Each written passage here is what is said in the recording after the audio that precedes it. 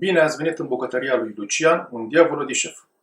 Astăzi o să încercăm să vă arătăm rețeta pentru a face drojdie de bere în casă.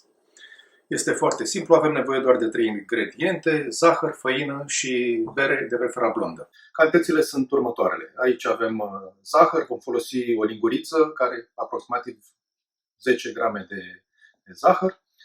Făină, folosim făina pentru panificație, 3 zerouri. Gospodinele știu lucrul acesta.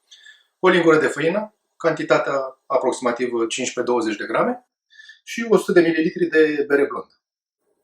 Să ne apucăm de lucru. Vom lua o linguriță de zahăr normală,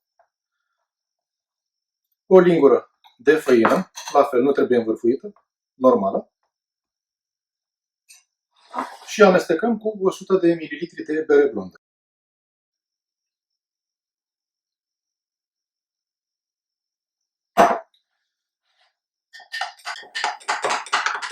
Amestecul astfel obținut se lasă de seara până dimineața, acoperit cu un capac sau cu o farfurioară, și reprezintă echivalentul a 50 de grame de drojdie de bere proaspătă.